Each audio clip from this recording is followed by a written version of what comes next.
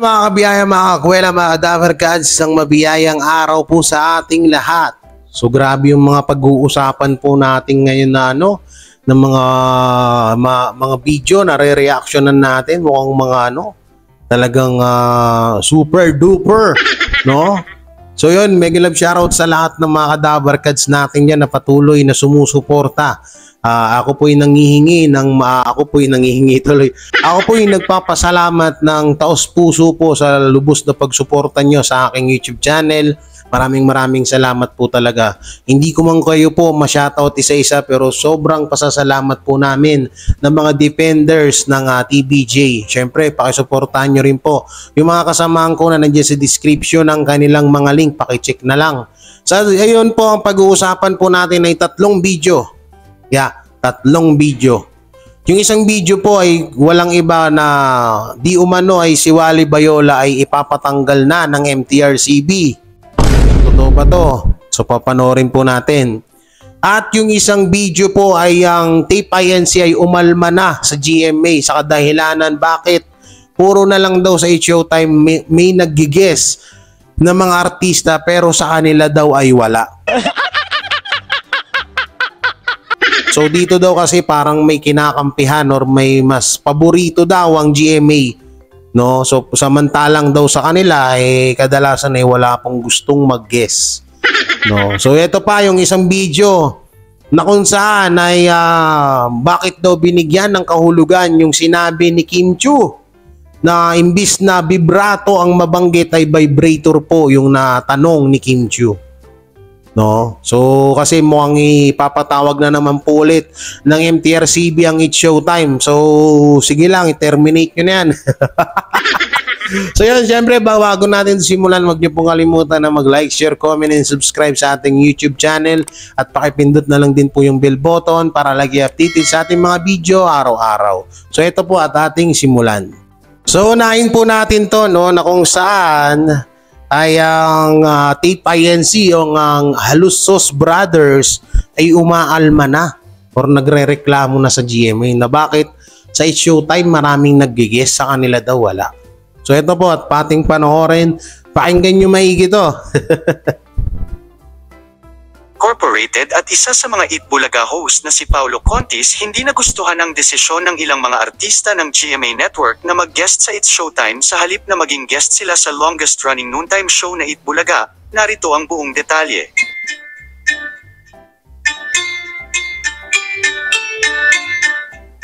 Mukhang hindi na nga nagugustuhan ng Tape Inc. at ng ilang host ng Itbulaga, lalong-lalo na si Paulo Contis ang madalas na nagiging desisyon ng mga ilang artista sa GMA7 na mag-guest sa noontime show na It's Showtime kaysa sa Itbulaga. Matatandaan kasi na noong lumipat ang It's Showtime sa GTV channel na pag-aari din ng GMA7, ay mas pinili pa ng ilang mga sikat na sparkle artist ang mag-guest sa grand opening ng It's Showtime kaysa sa Itbulaga, na matatandaan din na kasagsagan noon ang issue ng Tape Inc. at ng TVJ dahil sa hindi pagkakaroon ng pagkakaintindihan na naging dahilan upang umalis ang TVJ sa longest-running noontime show. At dahil nga sa madalas na pagbisita ng ilang artista ng GMA7 sa noontime show na It's Showtime, ay dito ay hindi na nga mapigilan ang mag-react ng magkapatid na Halusos at naglabas ng sama ng loob sa GMA Network at sa mga ilang artista na mas pinipiling mag-guest sa It's Showtime. Pahayag nila, hindi namin alam kung may sama ba sila ng loob sa Itbulaga o talagang sinasadya lang nila na iwasan kami. Ito ang noontime show natin, dapat dito tayo, kapuso tayo. Pero bakit parang binabaliwala lang kami? Sa bagay, desisyon nyo yan. Wala na kaming magagawa kung ayaw nyo sa amin. Samantala, nagbigay din ng saloobin si Paulo Contis tungkol sa madalas na pagbisita ng mga ilang kapuso stars sa It's Showtime sa halip na maging guest sa longest-running noontime show. Aniya, hindi mo masisisi yung mga ganon, kasi syempre, personal nilang desisyon yun. Meron din sila syempreng hindi mo masasabi kung may takot, o merong personal na investment with others, di ba? You cannot take that against them. Basta kami, kung okay sa inyong mag-guest, bakit hindi? Thank you. Kung hindi, then we have to move on. We cannot take it against them. Ano naman yun? Hindi kasi normal yung naging circumstance nung buong pangyayari. So, hindi mo sila masisisi. Matatandaang may mga kumakalat na ulat kung paano mas maganda ang pakikitungo ng GMA Network sa It's Showtime kaysa sa Itbulaga. Napansin din ng batikang columnist na si Christy Furman na handa raw ang GMA na magbigay ng mga celebrity guest para sa It's Showtime. Saad pa ni Christy, ang sama-sama ng loob ng mga taga-Tape Incorporated kasi yung mga artista ng GMA7 na matagal na nilang iniimbita para lumabas sa kanilang programa pero makikita mo na sa It's Showtime nung Sabado, napakasakit nga naman nun, sampal ng mag-asawa yun. Kayo mga ka-showbiz, anong masasabi nyo sa ating showbiz topic ngayon? Kung may opinion kayo ay magkomento lang kayo sa aking comment section. Siyempre, bago pa lang kayo sa akin. Alam nyo, yung ganyan, tutusin ay, ang kulit nyo kasi. Sabi ko na kasi sa inyo, isoli nyo na yung titulong Itbulaga na yan Wala nga talagang talaga lang, sunod-sunod na yung yung kamalasan or karma na nangyayari dyan sa show nyo. Ewan ko ba bakit pinagpipilitan nyo pa rin yan na sa inyo? Di ba kayo naaawa sa sarili nyo? Ultimong mga artista, nilalayuan kayo.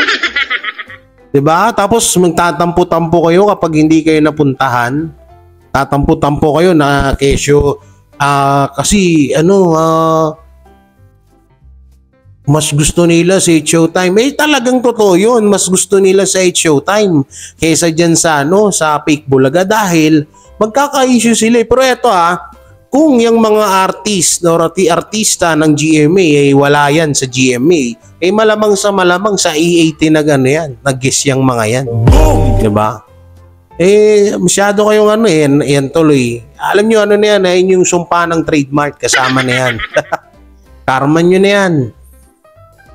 Pwede nyo naman, hindi naman kasi talaga sa inyo yung titulong Itbulaga, pinagpipilitan nyo. Ngayon, tingnan nyo yung nangyayari sa inyo. Ang kulit nyo kasi.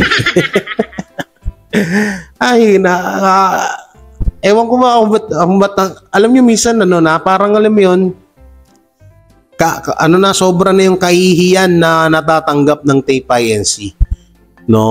Sobra na yung kahihiyan, yung nakakahiyang mga nangyayari sa kanila, pero andyan pa rin sila, tuloy pa rin.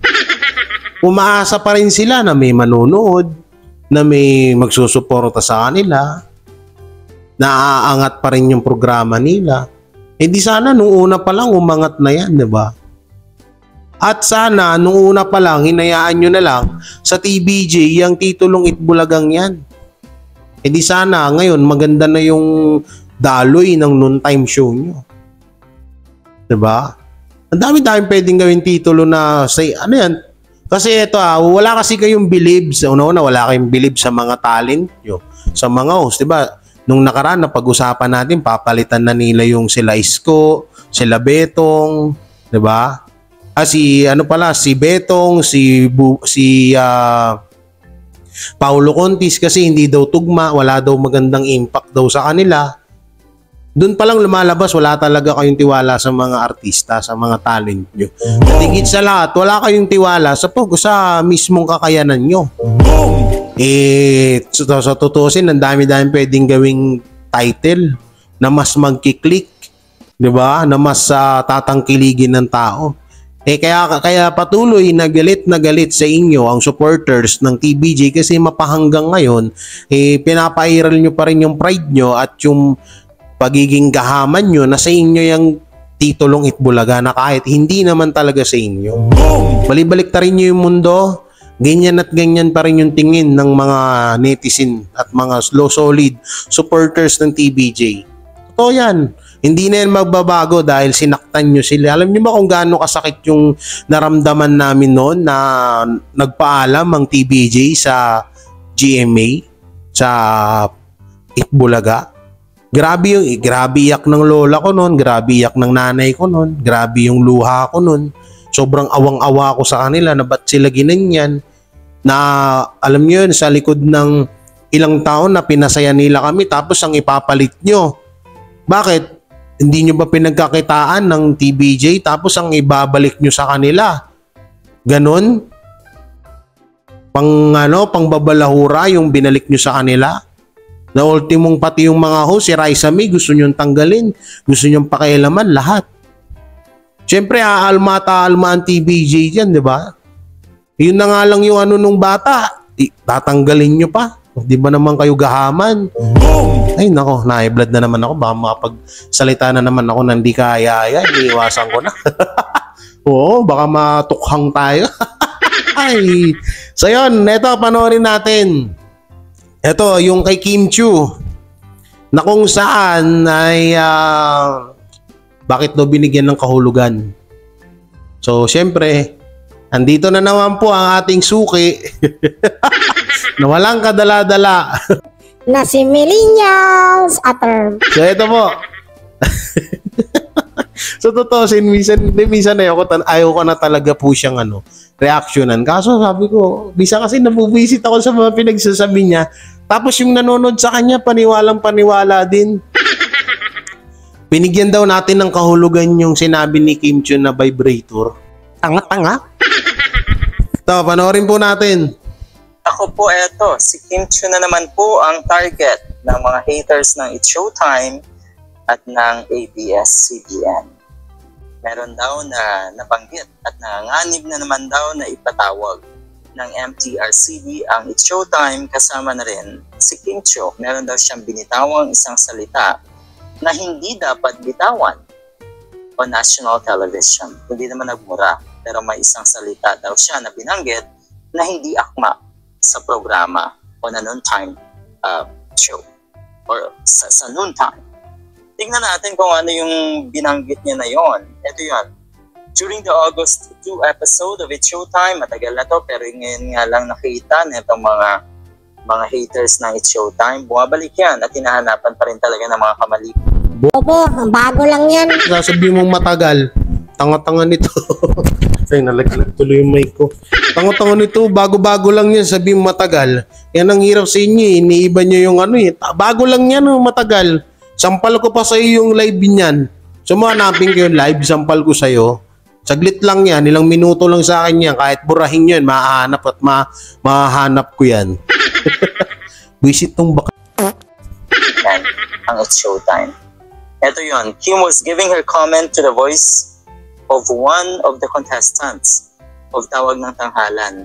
But instead of vibrato, sa halip daw na vibrato ang mabanggit ni Kim Chiu, ang binanggit niya ay vibrator. Sabi na kung ikaw ay isang tao na malawak ang kaisipan, hindi mo agad iisipin yung isang ibig sabihin ng vibrator. Kung ikaw ay malawak ka na daw, ulitin natin. Kung ikaw ay malawak na tao ba yung sinabi niya? Malian ang It's Showtime. Ito yon. Kim was giving her comment to the voice of one of the contestants of Tawag ng Tanghalan. But instead of vibrato, sa halip daw na vibrato ang mabanggit ni Kim Chiu, ang binanggit niya ay vibrator.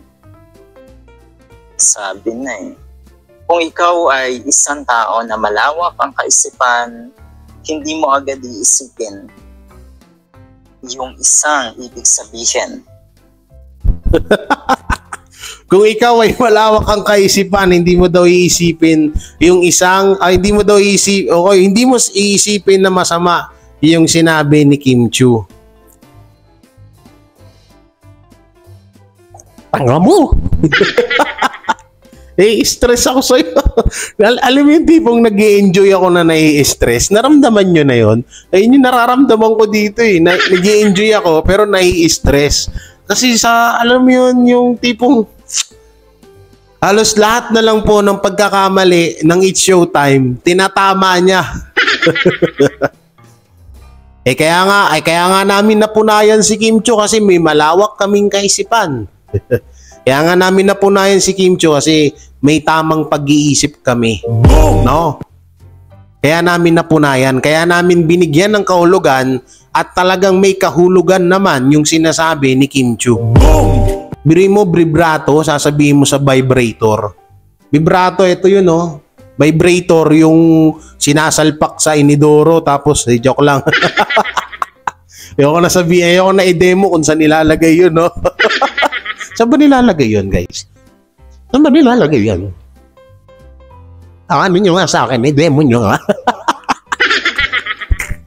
Joke lang. Di, para saan talaga nilalagay yun, guys? Di ko alam. Di ko talaga alam, promise. Saan mo nilalagay yun? Ano ba ginagawa? Paano ba gamitin yun? At para saan yun? Para ba saan yun? I-ano nyo naman, comment nyo naman. I-chat nyo ako, saan ba nilalagay yun? Ay, naku po. So ito, tuloy natin. Ng vibrator. You see, galing lang po sa isip nyo yan. It's a term. Kahit yung cellphone natin nga, nagba-vibrate. Ibig sabihin, meron siyang vibrator. With... Sabi niya, see? Kahit daw yung cellphone daw natin may vibrator. Iba po yung vibrator sa vibrate.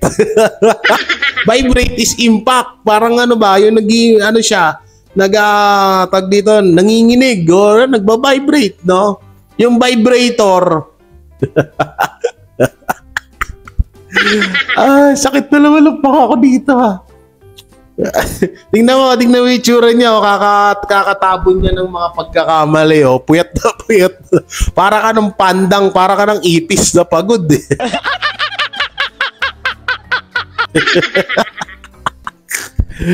Ay, binigyan daw ng kahulugan. And the machine. Okay, ang ganda ng vibrator ng boses mo. Yun ang nabanggit po ni Kim Chiu. Meron pa daw na isa. Kim also received another criticism when she mentioned the word pek-pek shorts. A remark quickly connected or corrected by her co-host Jong Hilario, who jokingly said that it would be or should be kwek-kwek shorts. Term. It's a term na ginagamit na lahat. Alin po ba ang bastos doon sa pek-pek shorts?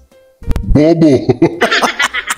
Palibasa, wala ka nun. Kaya hindi mo alam. Siguro hindi niya alam yung vibrator, no? Oo, parang hindi niya alam siguro yun. Siguro hindi...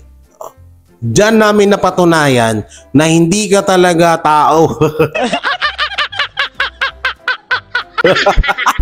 Kasi hindi mo alam yung ibig sabihin ng vibrator. Pati yung pek-pek short na sinasabi mo.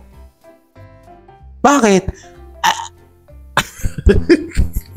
Alam niyo, minsan pati ako nahahawa na hindi ko may explain ng maayos.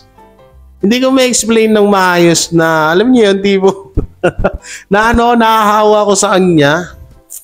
At ano daw yun, term lang daw natin yun. Parang nakasanayan daw natin. Kailan naging nakasanayan ng salitang vibrator? Ulitin ko, Sabi niya rito, nakasanayan lang, oh. Chin. Okay, ang ganda ng vibrator ng boses mo. Yun ang nabanggit po ni Kim Chiu. Meron pa daw na isa. Kim also received another criticism when she mentioned the word pek-pek shorts. A remark quickly connected or corrected by her co-host Jong Hilario, who jokingly said that it would be or should be kwek-kwek shorts. Term. It's a term na ginagamit ng lahat. Alin po ba ang bastos? Ginagamit daw lang lahat. Sira ulo ko ba?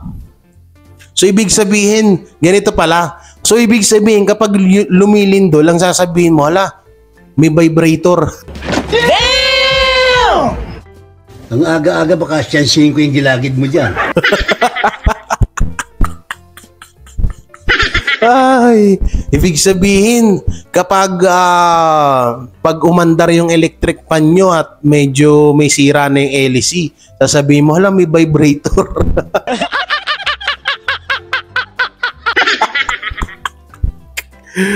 Ay, term daw yun. Ano magiging term yun? Ginagamit daw natin yun sa pananalita araw-araw. Anong ginagamit? Hindi, sige, sabihin na natin yung short na pek-pek short ay talagang naririnig ko talaga yan na sinasabi yan. Pero bilang isa kang host at professional host, hindi ka at bilang isa kang celebrity, bakit mo sasabihin niyang mga ganyan na alam mong bawal naman? Boom! Ay, nako. Ay. Tuloy natin. Sarap dito panoorin eh. Yun sa pek-pek shorts. Hindi mo naman sinabing pek-pek. Ang sinabi mo ay pek-pek shorts. Ay kahit sino alam nila yan.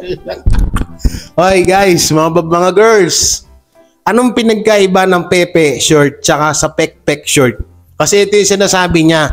Buti daw, kung sinabi daw ni Kim Chiu ay pepe short, masagwa daw yun. Pero yung pek-pek short daw, hindi daw masagwa yun. Eto na lang. Kung hindi pala masagwa ang pek-pek short, bakit iniba ni Jong Hilario yung pagkakasabi ni Kim Chiu? Boom!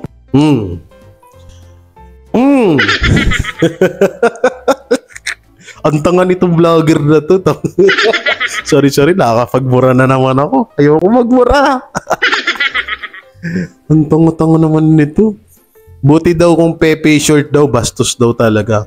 Pero daw yung pek-pek short daw, hindi daw yun bastos. Ay, sabi ko si Inyo, lap trip na naman tayo eh, no? Sing shorts. Okay. Wala po kabastusan doon. Matindi yung mga netizens ngayon. Lalo na po yung mga haters ng It's Showtime talaga. Grabe. Pag sinabing vibrator, yes, isang meaning dyan ay yung ginagamit. Okay. Ng mga mag-asawa. Halimbawa, kailangan pa bang mag-vibrator? Anyway, tapos yung isa pa, Tanga, ginagamit lang doon ng mag-asawa. Si Raulo, babae, ang kadalasan gumagamit nun. Bobo ka. Mag-asawa. Hindi lang mag-asawa gumagamit nun. Baka nga ikaw gumagamit ka rin nun. dahil wala ka tagjuwa eh. Baka nga ikaw gumagamit din nun eh kung wari ka pa eh. Buti na lang hindi niya sinabi, no? Ang vibrator ay ginagamit ng kalalakihan. Buti na lang hindi mo sinabi. Talagang magmumukha ang katawa-tawa dun. Ang tanga naman itong vlogger na. sabihin, ito po ay anything na or any device na merong or na vibrating. Katulad ng yung mga electric bell, yun po ay may vibrator. Oh, hindi niya nauutal na siya. Hindi niya ma-explain ng maayos. Kapag kung sinabi ni Kim Chiu na ang ganda ng boses niyo po nagba-vibrate, wala pong problema. Pero yung sinabi kasi ni Kim Chiu, ang ganda ng boses niyo parang may vibrator, ang pangit talaga. Ganon dapat ang explain mo diyan. Bobo, para lang mapagtakpan yung kaanuhan ng mga idol niya. Tanga-tanga na. Alam niyo, ako si Kim, ay ko rin yan, iniidolo ko yan. Crush ko pa nga yan eh. Diba? Pero yung ganon, isang tabi mo yan eh.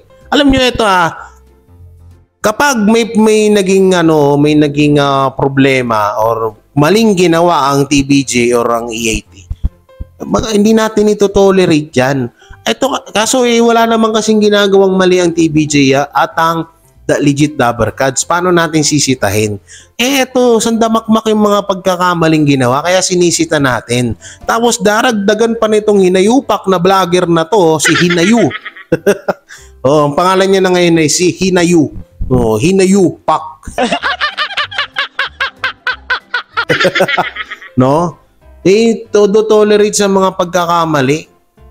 Ito, ulitin ko. Kung sinabi ni Kim Chiu doon na nagba-vibrate yung boses niya, goods po yun, walang problema. Pero ang sinabi ni Kim Chiu kasi, ang ganda ng boses nyo, parang merong vibrator. Ang tanga nito. Tutuloy natin, nakakatuwa eh. Kahit yung cellphone natin, syempre, at kahit yung mga buzzer, lahat po yan ay may vibrator. Gago.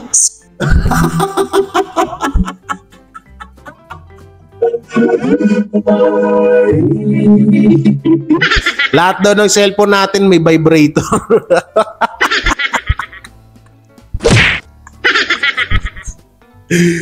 Ang tanga.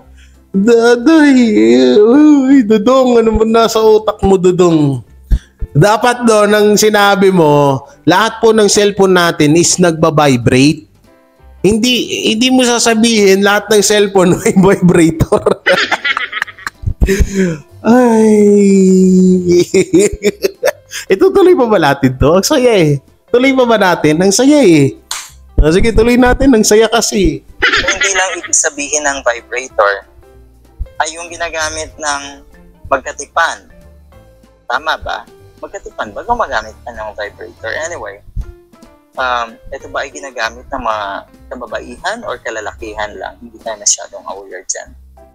Walang yakon, tanda mo na, di ka aware dyan. Suraulo, posibleng hindi ka aware dyan. Suraulo tong inayupak na to. Di daw siya aware. Huwag mo nga kami lokohin. Bobo. Yun nga. Maganda ito sinabi ng isang netizen. Hindi naman sadya yung vibrator. Totoo. Okay. Hindi niya sinadya. At wala siyang mali siya doon sa kanyang payag na yan. Pero kung iisipin mo, hindi naman masama yung word na yan. Sa isip lang ng mga tao. Totoo. Sa isip lang talaga. Sabi niya dito, kahit daw yung cellphone ay may vibrator. Kaya nagwa-vibrate ang ating mga phones, di ba? Yun. Imbis na bantay ng bantay ang MTRCB, bakit di sila mag-campaign para sa mga magulang na gabayan ang mga kabataan? Okay.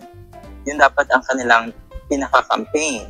At yun nga, yung sinasabi ko dati na etong MTRCB, sana nagmo-monitor sila ng mga live shows, naka-tutok. Okay?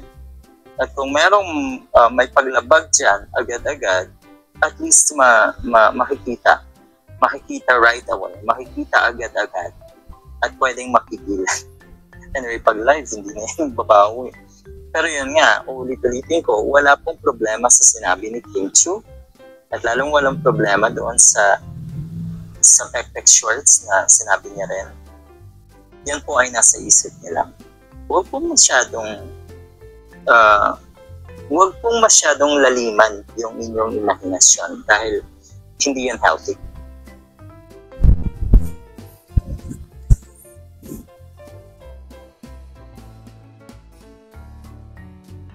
Iba naman to si Manny Pacquiao. Ay, but ngayon ko lang na alam nyo nung nag-reaction video ako, ngayon ko lang napagtanto na may mga ganito pala talagang tao. Oo. Alam niyo yung kahit mali talaga, ito tolerate nila. Tsaka hindi naman kine-question ng MTRCB yung yung hindi sadya. Hindi naman sinasabi ng MTRCB na sinadya, no? Hindi naman sinasabing ganun. Tsaka hindi lang din naman si Kim Chiu ang pinapatawag, pati si Bong Navarro. Or hindi si Kim Chiu ang pinapatawag, kundi ang It's Showtime. Dahil yung sinabi ni Bong Navarro na tinggil, dinagdagan pa ni Kim Chiu ng vibrator. Tapos yung sinabi pa ni Vice Ganda na finger. Meron ewan ko, napanood nyo na yun. Yun po yun, kaya sila pinapatawag kasi hindi lang isa, marami na silang ginawa ulit ng mga kabulastugan. Ay, alam, minsan nahihiwagaan ako dito sa taon to. Siguro kalahati lang utak nito, no?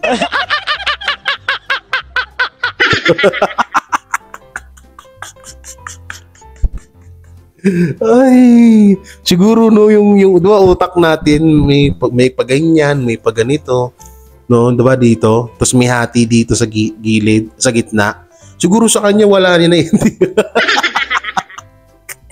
O baka lang talaga, baka fluorescein o bumbilya lang yun nandun sa loob. Di kapag napupunde, di tanggal. Ay, ito na, dito na tayo. Wag na natin patagalin. Punta na tayo dun sa video na kung saan si Wally Bayola ay ipapatanggal na daw ng MTRCB sa EAT. So, panoorin natin.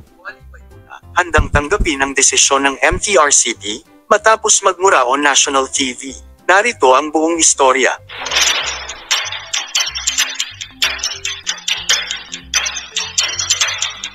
kasalanan mo o hindi, mag-sorry tayo, wala namang masama sa paghingi ng tawad. Yan ang bahagi ng pahayag ni Jose Manalo, matapos ireklamo ang EAT sa Movie and Television Review and Classification Board or MTRCB. Ito'y may kinalaman pa rin sa pagmumura ng kanyang kaibigan at co-host na si Wally Bayola sa isang episode ng kanilang noontime show sa TV5 na naging dahilan para ipatawag ng MTRCB ang kanilang producers. Humarap sina Jose Manalo at Wally Bayola sa ilang members ng entertainment press nitong nagdaang Huwebes, August 17, 2023 para sa MediaCon ng bago nilang show sa kapatid network, ang new version ng ultimate prank show na Wow Mali, Doble Tama. Dito, nahingan nga ang dalawang veteran comedian at TV host ng update tungkol sa pagpapatawag sa kanila ng MTRCB matapos ang pagmumura ni Wally Bayola on air na ikinabigla nga ng mga manunood. Yes po, may pag-uusap po ang MTRCB at sa production. Syempre, hindi pa ako pwede magbigay ng salaysay and I want to keep it privately muna.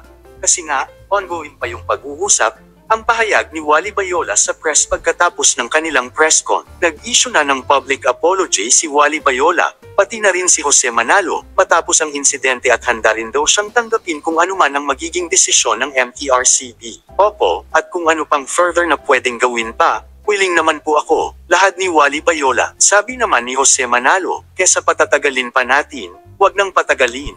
Kasalanan mo o hindi, mag-sorry tayo. Wala namang masama, hindi nakakabawas ng pagkatao yung pagsusorry. The more na nagpapakumbaba ka, the more na mas maganda yung ginagawa mo. Hindi mo kailangan magmataas, dahil isa lang ang nasa taas, at isa lang ang superstar.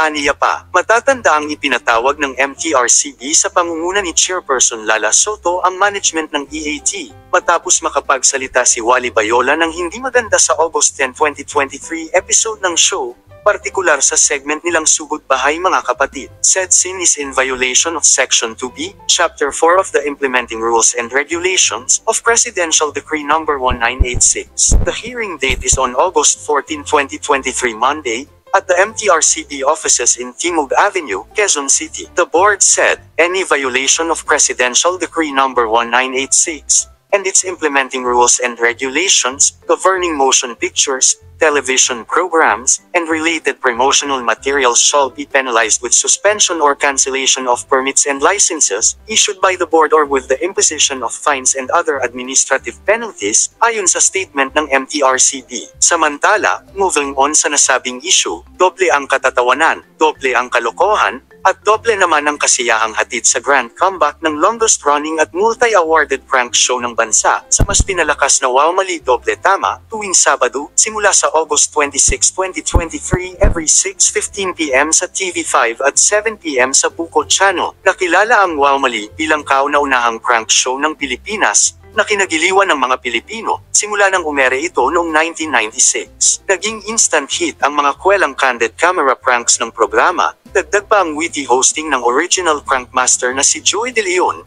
kaya naman naging household term na ang Wow Mali sa mga Pinoy. Ngayong buwan, magbabalik ang legacy show na ito ng TV5, para muling maghatid ng kakulitan, kalokohan, at katuwaan sa Wow Mali Doble Tama, sa pangunguna ng kilalang comic duo na sina Jose Manalo at Wally Bayola, bilang mga bagong prankmasters ng programa. Co-produced ng APT Entertainment at Signal TV para sa TV5, ang Wow Mali Doble Tama ay magbibigay ng ×2 na kasiyahan at sorpresa sa hatid nitong new generation humor, nakakatawang segments, at kabang-abang na parodies. Huwag palampasin at maki-CSL or Can't Stop Laughing sa premiere ng Wow Mali Doble Tama sa August 26, 2023. For more EAT latest update, don't forget to like.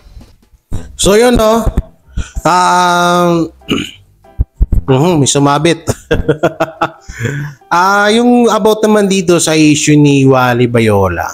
Wala tayo rito, tawag dito, wala tayong problema dito kasi una-una nanghingi na ng pasensya si Wally Bayola at napatawan na rin siya ng parusa ng MTRCB or yung EAT. No, pero kung usapang tanggal, malabo naman po siguro mangyari yun na ipapatanggal ng MTRCB si Wally Bayola. No, kung maaari ang EAT pwede nilang mapa-terminate, pero ang mismong host or artista hindi pa pwede ata. Yun lang yung pagkakaalam ko. Kagaya nung sa Showtime na si Vice Ganda hindi po pinatawan ng suspension yon, kundi ang It's Showtime ang pwedeng patawan ng suspension or ipa-terminate ang non-time show. Ganun ho yun, no?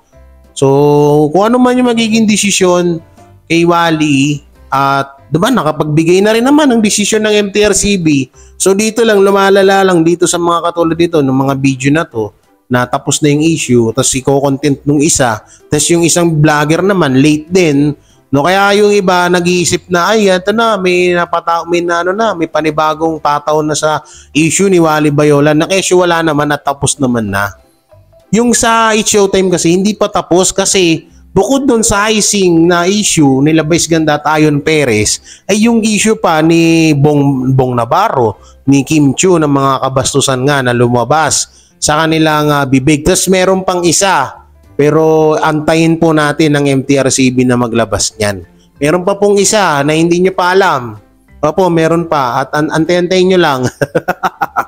So yung mga Dabarkads, ano bang masasabi nyo sa mga issue na napag-usapan natin dito sa mga video na reaction na natin? I-comment nyo lang po dyan sa baba at ating yan babasahin. Wala po, open po yan. Basher man o isa ka sa mga supporters ko. Wala pong problema yan. So yun, hanggang dito na lang po at maraming salamat. At ayun, abangan po natin yung Wow Mali, napakasaya nito.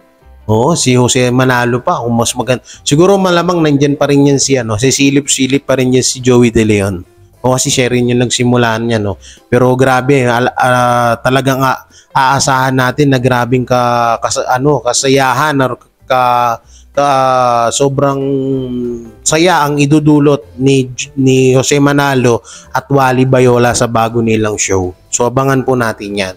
At ayun, hanggang dito na lang itong video natin, and don't forget to like, share, comment, and subscribe sa ating YouTube channel. Pakipindot na lang din po yung bell button para lagi kayo updated sa ating mga video araw-araw. Siyempre, panatiliin at ipag-pray pa rin po natin na sana makuha na po ng TVJ ang titulong Itbulaga. At para matapos na rin pong itong issue na to. At yun, at ako po ulit nagpapasalamat sa walang humpay na suporta nyo sa aming mga YouTube channel ng Defenders ng TVJ na nandyan po sa description ng kanilang mga link.